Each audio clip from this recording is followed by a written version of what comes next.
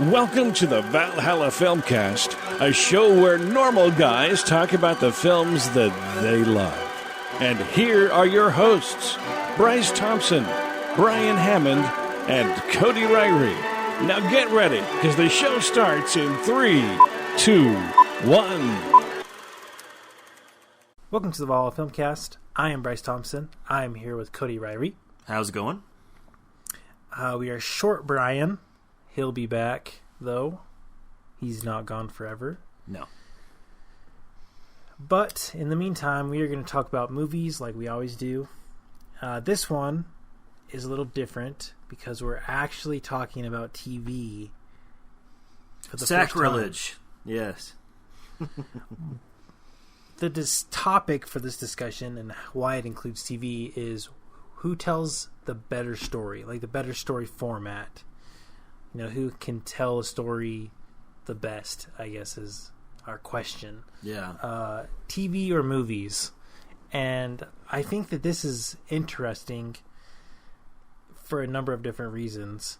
I think both have certain, aspects that make them good and then make them maybe less. What are your thoughts on it?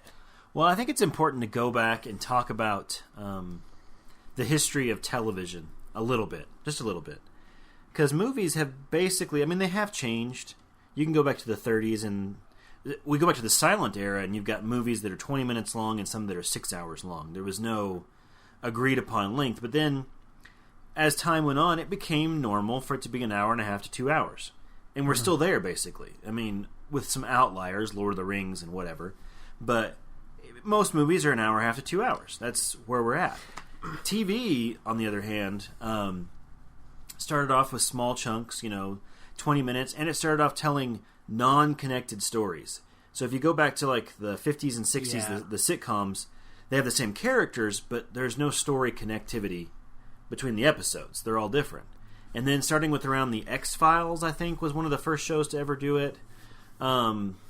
Later on, things like, I guess I'm a fan of Buffy the Vampire Slayer did this. All of a sudden, we're getting stories over the course of a season, So we're telling really long stories in small chunks. And now, to add even further to it, we've got streaming services. We've got Netflix shows, which do the same thing. They tell a long story over a season in small chunks, but Netflix dumps the whole season on you in one day. And that's led to the phenomenon of binge watching, where you watch an entire season, in a couple of sittings, which is not normally how things were intended. But now with Netflix, you can't say that because I think that a lot of those are intended to be binge watched now. AMC is a big one of this. AMC with Breaking Bad, Mad Men. These are serious adult dramas that are meant to be watched as one story, and that's when I think that's what we should compare. I think we should compare these serious, long-form stories we're getting now on streaming services, AMC, to movies. Because if you compare movies, in my humble opinion, to the old TV shows, it's no comparison to me. I think movies are obviously the superior format. But the time when you finally get a horse race is when you start to compare these newer TV shows. Yeah, I agree. I would think that that's how you have to compare them, is with TVs now. Yeah. Like you said, Netflix, which has been coming out with its very own TV shows, Orange is the New Black, House of Cards, all, amazing Stranger TV Things. shows. I just finished Stranger Things. Yes, Stranger Things. I haven't watched it. I've heard it's amazing, but I haven't watched it. You heard right. Anyway, but yeah. you even have these are all like really like serious, dramas, but you even have like silly shows like. These aren't Netflix. Well, this isn't Netflix, but Parks and Rec, Yes. Or The Office. They're funnier, but they still, every episode might be a little different, but there's still connective tissue or some type of story going on throughout a season or the whole entire series, which I think is really interesting. And I think a lot of people might lean towards TV as a better storyteller just because it has so long to do it. But I think you can also be a good storyteller if in a movie. Yeah. And I think we've talked about this before in a recent episode about how we think, at least I think, that a good movie has to stand alone. You know, you can have beginning, more, middle, and end. Yeah, exactly. Yeah, it has to stand alone, and that makes a good movie. Which I think, if you can do that, you've told a good story. And so, yeah. Well, and here's where I come down on the issue is if someone was to tell me, because I was thinking about Stranger Things, because we just watched Stranger Things, me and my wife did, and it's 8 episodes, and they're about 50 minutes each, 50. And so we're talking about 6-7 hours of story. And if someone was to tell me, hey, there's this new great movie out called Stranger Things, it's on Netflix, it's 7 hours long, I'd be like, 7 hours? yeah, exactly. I'm never going to watch that. Yeah. That's way too long. But somebody says there's only one season, I'm like, it's a totally different mindset. That for some reason when you break something up into digestible chunks, we would sit and watch, I think we watched Stranger Things in like 3 sittings. And so we watched 3-hour chunks of this stupid thing, and didn't bat an eyelid. But if you were to tell me that it was one story without those, for some reason, those arbitrary breaks, almost, I don't know if they're arbitrary, but I freak out. So I guess that's not really getting to my point. But I just thought that was an interesting thing to think of before the show. It's like, if you were to tell somebody, same thing with like Lord of the Rings, right?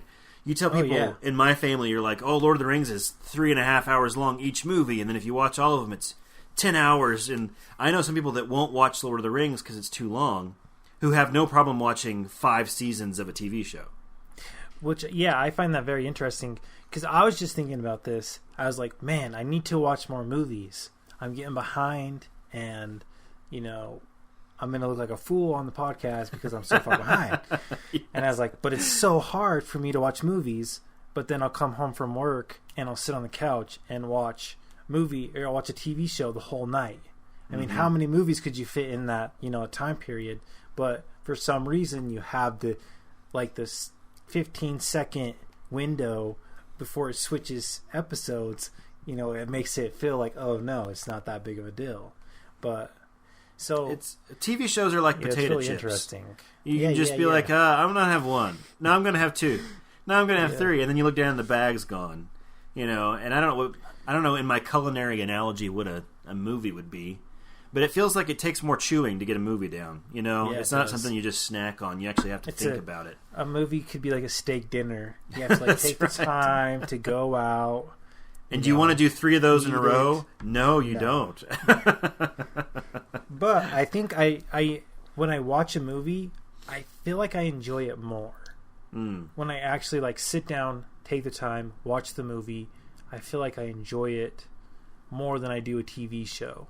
I mean, I really love TV shows. I mean, I watch them more than I've been watching movies lately, just because they're more accessible, it seems. Well, and I think, to be honest, and this is not a universal thing. There are exceptions to this rule. Yes. But I think they're easier on the brain because in some ways they're more forgettable. Like, if I watch a movie, then I'm going to remember a lot of it if it's a good movie. There are some very forgettable movies out there. Yes, but, definitely. TV shows are almost designed... Like, if you were... Okay, I'm going to go watch 2 episodes of Law & Order.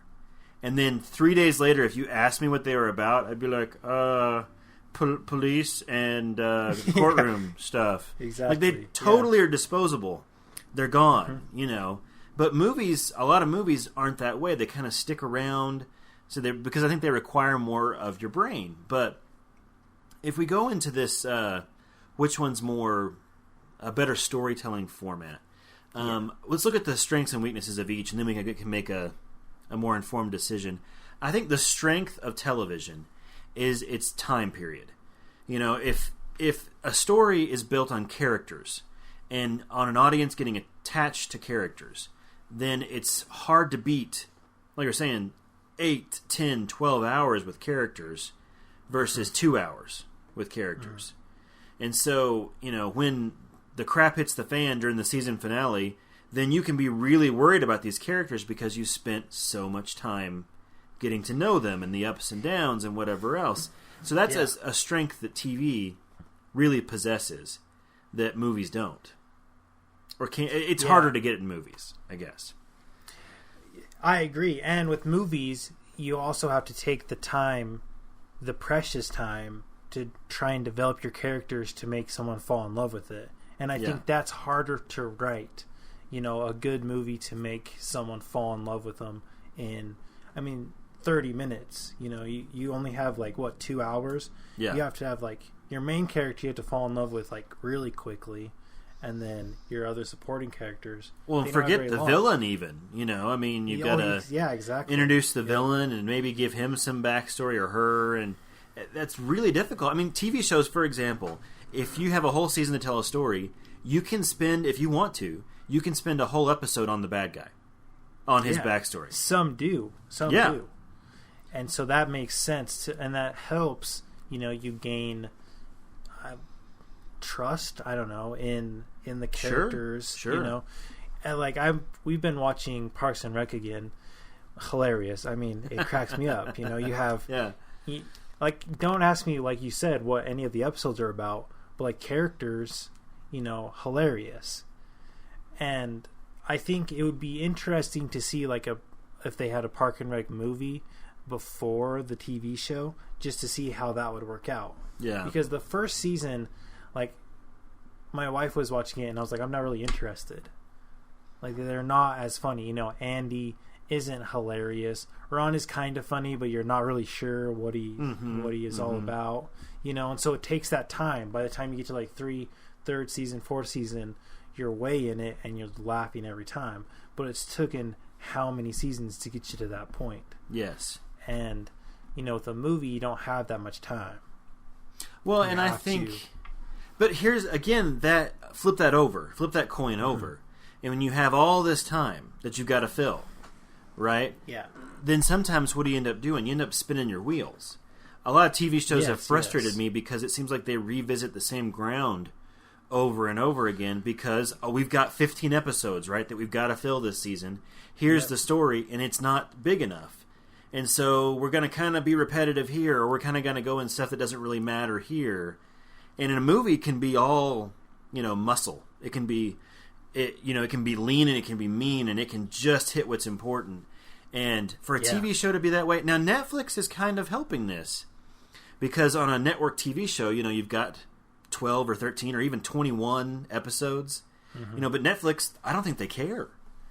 I think they're it's going to be 7 episodes long. They're like, great, do it. It's much more driven by story, it seems like, in Netflix. And even with the AMC, the cable shows, those seasons are much shorter than some of the network seasons.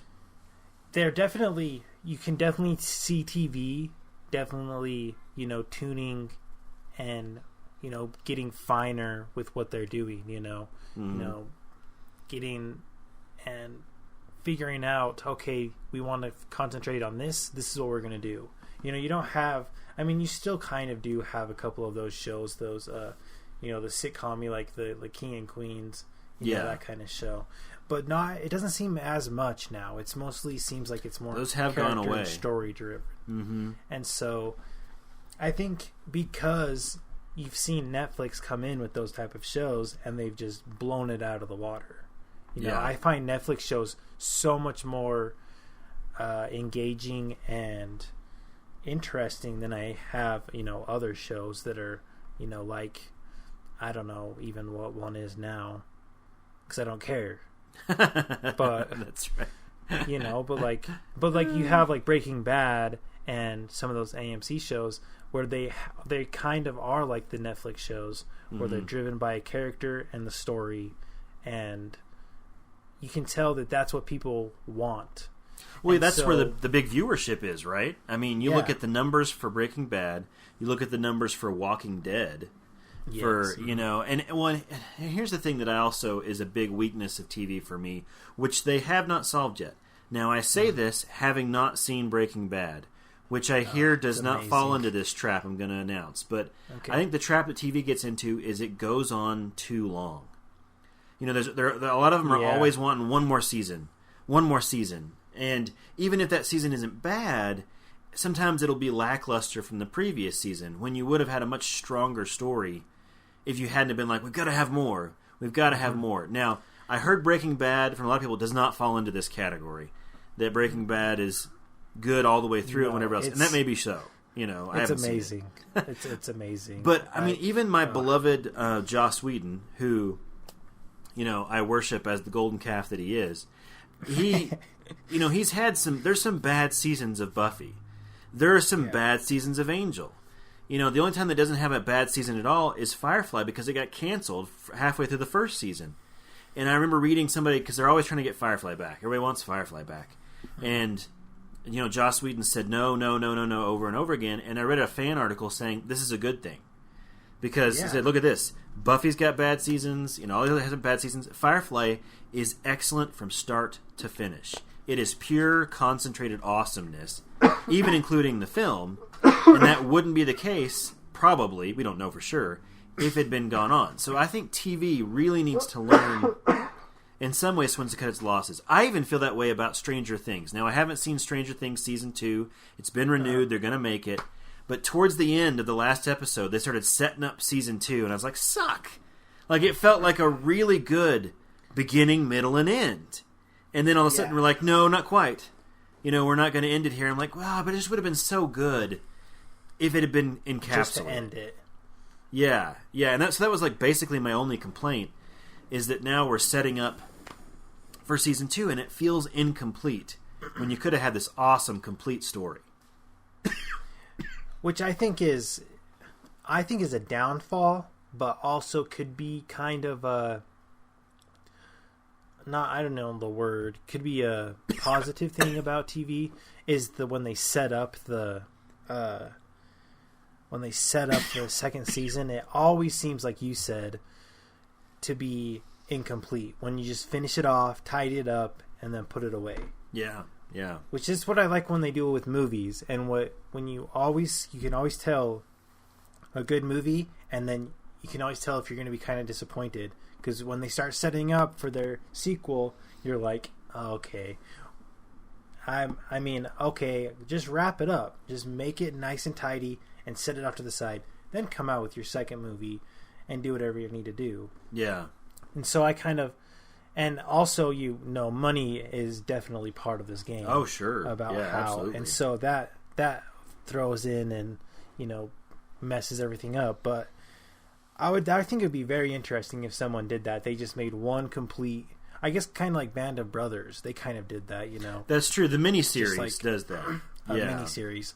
But just something like that. Something nice, complete. And with Band of Brothers, I was like, no, I want more. Yeah, which I think is how you should leave, right? Yes. Don't you leave them wanting more instead of like, oh my gosh, when will this thing get out of my house? Yeah.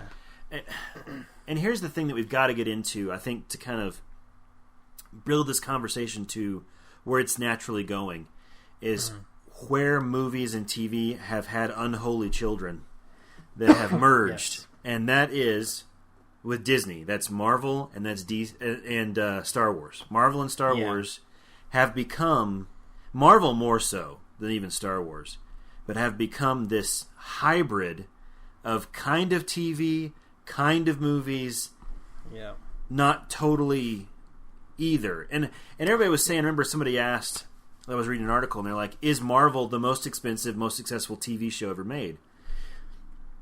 And the answer was no, because, if only because, it doesn't follow the same, everything is not a sequel to the thing before it. Does that make sense?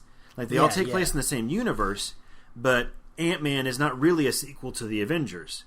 I mean, it kind of is, but it kind of isn't. So this kind of dipping into different parts of the universe, different characters, makes it more movie-like, and yet they're all part of the same interconnected story, which makes it more TV-like. And so it's this really weird combination that, hey, who am I to criticize? It's done very, very, very well. And now we're seeing Star Wars take the hint, and we're seeing, yes, there's the Star Wars films, which are films, and they're connected. But now, starting in December, we've got the first Star Wars movie that is not a part of... It's not an episode. It's not a numbered episode. It's an offshoot. It's characters that are off to the side, which is a Marvel thing.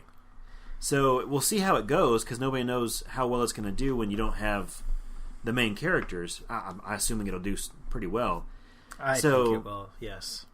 Yeah, I mean, that's when you want to talk about which one's better, then you have to confront, well, what about these ones that are not really all the way either?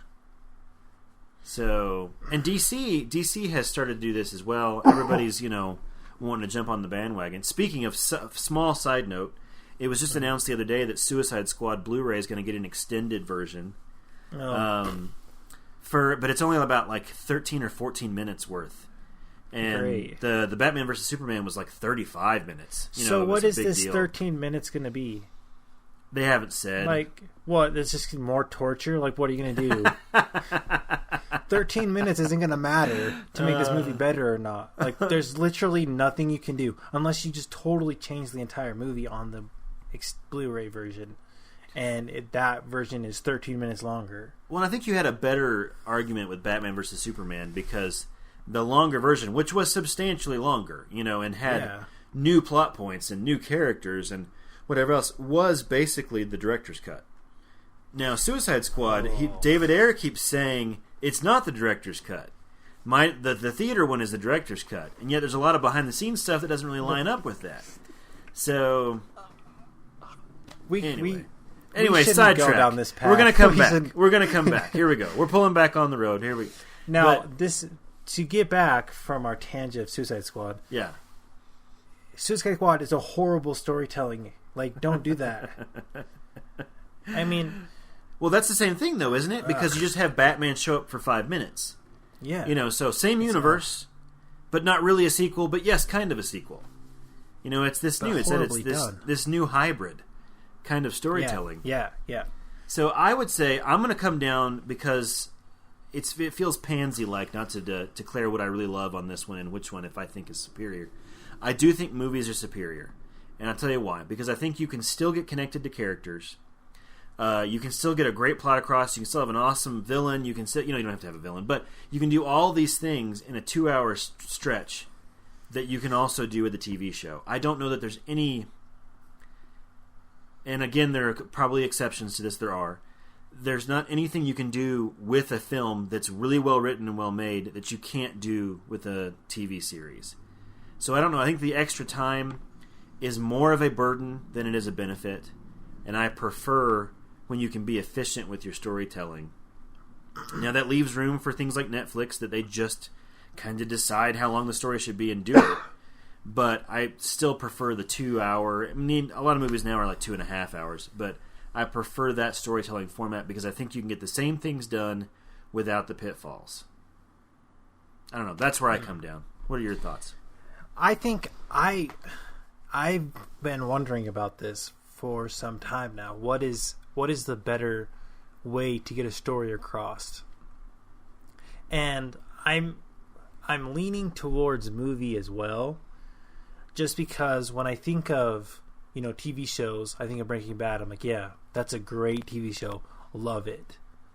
But then I think of like movies like Memento and those movies, and they stick with me. That's stuck in my brain, and it's like kind of changed my life. Like movies like that, they actually like change my life, the way I think. A TV show doesn't really ever do that. It's just kind of there just to get me through my one point to the like 5 o'clock at night to 9 o'clock at night, then I go to bed. That's all it really does. It's just a time filler. But when I watch a movie, most of the time I go in there, expecting to not really be changed, and not really to learn anything, not really, but most of the time I do. It's something, it's an experience. Well, especially if you're going to the theater, then that's all there is the movie. But TV shows, I mean, you're getting up, you're going to the kitchen, you're grabbing a snack while it's still going. You're not paying attention. Yeah, you don't give it the same attention sometimes. Yeah. And so I think I'll have to agree with you. Is movies, they don't have as much time as maybe a TV show does, so they have to be efficient. They have to, get all their ducks in a row, make sure that you're on board and you understand what's going on in the story. And a TV show, maybe they, jump here and here and here, and they wrap it up later. You know, a movie can't really do that. I mean, we see that with Suicide Squad. You know, they jump around, and then they have to hurry and tie it all together, and it doesn't work. And so, to get a good story across, you have to have good writing. You know, everything has to be on point. Yes. And I think that is what makes the better story format. Not because you have more time to tell your story, but because you have to be more efficient. I think because you have less. Story. Yeah, exactly. Yeah. You've got to be better with it. That's not to say that the Transformers movies don't enter my brain and leave the same second either. I mean, there are examples on each side you can point to exceptions. Exactly. That are good movies that make you think. Like House of Cards has made me think about life, you know, and like, okay, what is really going on? But there's more movies that have done that than TV shows. And, you know, something that sticks with you, I think, is very important. You know, just like we talked about in our movie show or in our music show, you know, music that is well written sticks with you. You know, whether you like the song or not, it sticks with you, and that is how I at least determine if it's, you know, a well written song. Yeah, is it'll stick with you, and so a well written movie is going to stick with you, and it's going to like make you think about it over and over and over, and you know. That, I think, is a superior way to tell a story because you don't have much time. You don't have everything that the comforts, you could say, a TV show has. Well, and I'll say this. I think this is my key example of this phenomenon. Now, do movies wear out their welcome with sequels too? Yeah. Oh, yeah. I mean, definitely. I think even more than, you know, TV shows do. I mean, season 6 of a movie or a TV show, if it goes really downhill, yeah, that's bad. But it seems like for some reason having a bad sequel, it retroactively can ruin the movie before it. Oh yeah, definitely. Well, with TV shows, it's so expected that it's going to suck after a number of seasons that it somehow protects the earlier seasons in my brain, at least. But the key example I wanted to point to is, you know, how much, you know, we always talk about Del Toro and how in love I am with him and his films, whatever. Well, he has a TV show right now on FX called The Strain. I just watched season 2 of this, and it's been renewed for 2 more seasons. And here's the interesting thing, is they're done after 2 more seasons. It was planned to be a limited number of seasons. So they didn't know if they were going to do 3 or 4, and that was it. They were never going to do more, and they're still not. Which I think is interesting, this new... let's have an ending in sight and not just go for as long as we can possibly go. And yet, I will say this. Of all the movies that he's had full control of, so we're leaving Mimic out and things like that, all of his movies, even the least of his movies, is still better than The Strain. Because even with the limited run, they spin their wheels. They have time, they have padding, they have whatever. Now, I love The Strain because it's Del Toro, and it is really good and inventive, and it's the things that he is. And yet, he's better with limited time. And I think that with those, it's the idea, Orson Welles is often credited with saying, the absence of limitations is the enemy of art. So saying, if you have everything you want, meaning unlimited time, unlimited budget, it kills your art. And I think there's some truth to that. I think if you have limited budget, you have limited time, it can birth great things in your art. So, just a thought. Just take a look at like all the early movies of great directors. You know, like, I mean, they might not be the best well-made movies, but they're so innovative. Like, you have Reservoir Dogs with Del Toro. You know, maybe some people don't think it's his best movie. Tarantino. Oh, yeah. Yeah. Sorry, Tarantino. Yes, go ahead. My bad.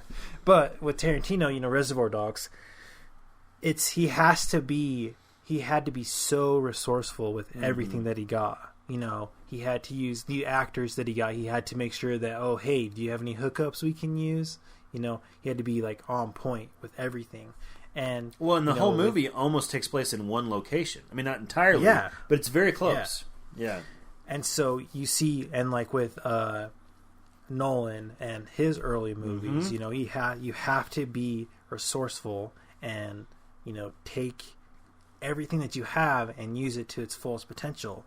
And those movies, they might not be like the best looking quality or something, Sure, isn't going to be sure. the best just because they can't. But the story is usually great, and the way it's told is usually really well done because they only have this certain amount of time, certain amount of resources. They don't have 50 extra shoot days. They only have this many shoot days, and then they're done.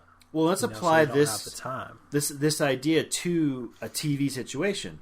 So if you look at the story of how Firefly was made, they had an original idea, just like a regular TV show, to go a season, and this is season 2 and whatever else. And yet they were under such pressure they were going to get canceled constantly that they had to rethink everything because they thought, we have no time. We've got to get, if we're going to do it, we have to do it now because we don't have, we may not even get a full season, and they didn't. I think that's one of the reasons the show is so good, is because there was so much stress of, no, you can't pad this, you can't stretch this out, because this next show could be the last one. And so you've got to make it good. And I think that kind of pressure led to it being how, well regarded it is now, when if they'd had a guaranteed 3 seasons, maybe it'd have been a little bit, more padded, a little more luxurious, and we wouldn't be talking about it. I don't know. That's speculation. But I think it's instructive. I think the best hybrid, and I think if TV wanted to dominate movies and just make movies pretty much, and this is in my opinion, obviously, go away, which I would be devastated and sad. But yes.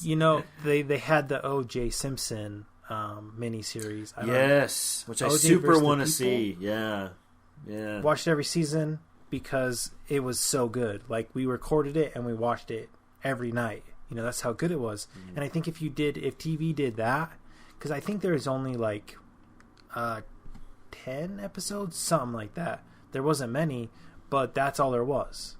That's all there was. They told a simple story, and that's all there was. If TV did that, I think it would put a strain on movies, just because you have the time killer, you have the time constraint where you have to tell your story, and you have a little bit longer to get people to know your characters, so that's kind of nice.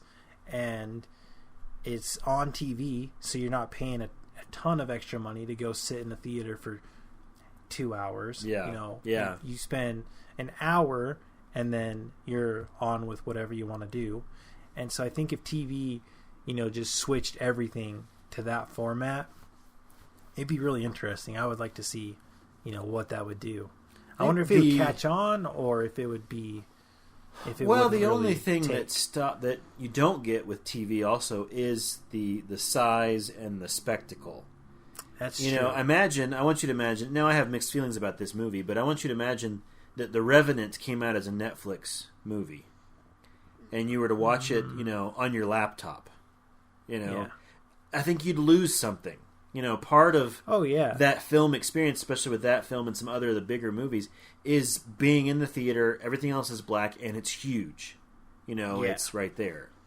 Well, and you're paying attention to the movie. Yeah. I mean, if I'm sitting here watching a movie on my laptop, there's commotion, around me. How often do you get to watch a movie on your laptop where there's nothing going on? I'm never. Yeah, ever. Yeah, and so you're not going to be paying attention. You're not going to be seeing the camera work that was put so much time into. All those little details that you catch on to when you're watching it in the theater, pitch black, and you wouldn't be freezing cold either. So, lots of people, you hear they're like, it was freezing because he's freezing cold in the whole movie, and so just. Yeah, I definitely agree with that. And another movie that I was thinking that is a must in the theater was Mad Max. I watched it a bunch of times in theater. Amazing, amazing, amazing. I watched it at home. Amazing, but not the same experience. It just didn't blow your face off like it did in the theater. Yes. And I think that is also another special thing about movies is... the theater experience will always beat out a TV experience, always, just because of how it is. Well, and that's a big part of when I get super excited when they show an old classic movie at the theater, because it's my chance. You know, my birth eliminated me from seeing, I don't know, Jaws in the theater, but you know, and it's two things. It's number one, it's the dark and it's the huge screen, and another, the other half, I think this is equally as important, is a good audience.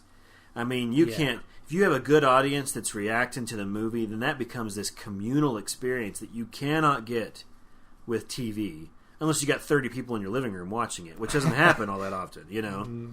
No. So I love that. I think back to a time when I saw a college screening of the old Frank Capra movie, It Happened One Night.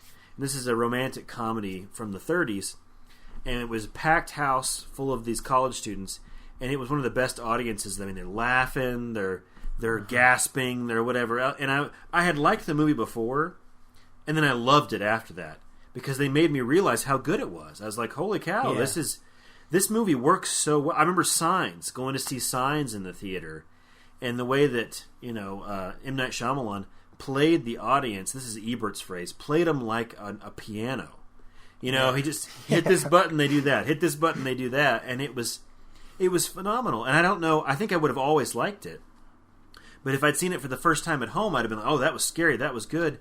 But I would not have realized how effective it was if I hadn't seen it with a bunch of other people.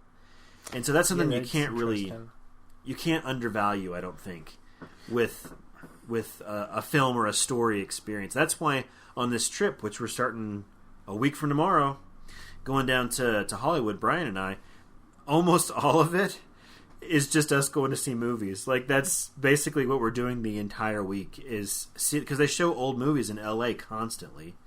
And we're going to see all these movies we always wanted to see in the theater, and hopefully with good audiences, because that's just an experience that for me is something that is just, you know, it's number one thing. So yeah, I totally agree with that. Like we were just talking about The Revenant, that's one thing that's very memorable. Yes, for me is when we're sitting there and like he gets like destroyed by the bear, and it's just a gasp, and like he rolls down the hill, and then the bear falls on top of him, and just the loud gasp that comes out, and you're like, it was just so good because it was just what you're thinking and what you're feeling. And it's just everyone, and it's just. Well, you remember at the end, the and I won't ruin it, but there's this big final fight, and there's some pretty gruesome injuries that come along with that. Yeah. I remember with one specific injury, the whole audience went like, you know, this and it's that's just so good, and will always stick with me as part of the movie because of that experience. And I think that is another thing.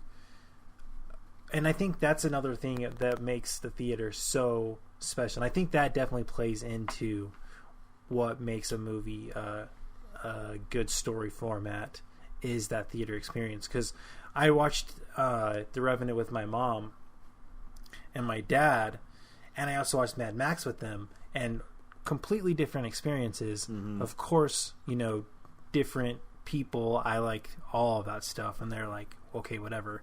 But my mom was just like, you know, the violence was just like too much. Yeah, you know, she's like, it's just too much. And I think that if you would have watched it in the theater, it might have been a lot, but it would have been a different experience. You know, it might have been, because I agree. You know, there's a lot of blood in that movie. I mean, well, and I feel the same way about when we went to see Crimson Peak together. Some of the violence towards the end of that, you could really feel the audience react, and that was, you know, that's like might be one of the coolest fight scenes I've ever seen. Yeah, and to see it with an audience was great. I mean, that was awesome. You could feel this, you know, like, you know, that's going on. So I think I'm going to put that in. The theater experience definitely plays a huge part in whether you're having a good story format or not. Because I would like to see, because I think Crimson Peak and all these movies, they're way different when you just watch them at home. Yeah. And I think it would be like, I would like to watch every movie that I love in theater, you know, because I think I would like to see if it would blow me away. I mean, well, I can give an experience or an example of that. 2001: A Space Odyssey is a movie that I saw in high school and thought it was crap, and then I saw it in later on, and I started to really appreciate it, and I've watched it, 15, 20 times, and I really loved it, and I got the chance to see it in Maryland. We were in Maryland with my little brother in the theater off this amazing 70 millimeter print with this huge audience, and I had never seen it before. That's what it was like. It was like it was a new movie. There was so many things that I'd never noticed: sound design, picture things, the way audience was responding, and that's where this all started. This whole rabid desire of mine to see old movies in the theater, because it was, and I had seen it like 20 times. It was like I'd never seen it, and so that's awesome. That's why also in the middle of the week, in 2 weeks, AMC, is it AMC? No. Some theater chain, I don't remember the name of it, is showing The Shining in theaters. Oh, really? And it's playing in Idaho Falls, for those of you who are in eastern Idaho. It's like a Wednesday night or something like that. And so definitely worth catching, because that's another example of one that I think has to be seen in the theater. It would be amazing, I think. Oh, the elevator of blood and the whatever, yeah. So we're going to catch that one in LA when we're there too, because it's a nationwide event. It's a Fathom event. Cool. Whatever theater chain does those. It's just that's what they are. That's what they do. That's what they do. They're out of Denver, and that's what they do. They just put on like ballets and old movies, and they're awesome. They're so cool. And Fathom events. So that's really look awesome. that up if you're interested. That's in a couple of weeks. Definitely worth checking out. To give you an example, personal firsthand experience of what we're talking about here. Compare watching The Shining by yourself on a laptop to watching The Shining in a huge theater with a bunch of people, and you're going to have a totally different experience. Oh yeah, and I mean, TV shows are good. I like them. They do their job. Yeah. They're good. They're a good worker. Don't fire them. But movies, right. Movies are, your bread and butter. And I think that's why they've been around for how long? 100 years or so now. Yeah. And they've evolved, which is good. But as you've seen, TV is taking from movies because they have to. Yeah. Because that's the better way to tell a story. Well, and that should be no shock, I guess, that a film podcast would decide that film is the superior format. But I think there's a lot of good points that have been made to back up that opinion. Yeah, and nothing against TV. I'm still going to watch it. I'm still going to fall in love with TV shows. But again, I don't think they're going to change my life as much as a movie has or will. I'm excited to see where the format goes, since we're seeing it evolve, like you said, with Netflix, whatever else. But again, for me, the crowning thing is the theater experience, and you just don't get that. No matter how long it is, no matter if it's streaming or if it's on cable or if it's network, none of that changes the fact that you watch it either with yourself or just 3 or 4 of you in a room. And I don't think anything replaces hundreds of people having an experience. Yep, I'll agree with that. And I was just going to say that Netflix has definitely changed the ball game. They've revolutionized, with Beast of No Nation. That blew my mind. I would love to see Beast of No Nation in a packed theater. It gives me chills just thinking about watching that movie. And I believe it did get some theatrical releases. And it did. Yeah, it did. Well, I guess we'll end with one of these thoughts. We're wrapping it up here, I guess. Netflix, with their movies, I've heard they're going to start releasing them in theaters so that they can get more Oscar consideration. So they'll make sure they deserve it, and get those movies out there. So it'll probably only be L.A. and New York, you lucky bastards. But for those of us who are everywhere else, at least I feel lucky enough that we get to watch them. But I would love that, Yes. So we'll just maybe this trip to L.A. thing is going to be, if it's addictive, something that I'll have to do more often. But yeah, there it is. So movies are it for a couple different reasons, but don't give up TV. You might get there someday. This has been the Valhalla Filmcast. I am Bryce Thompson. And I'm Cody Rowdy. And we'll talk to you next time.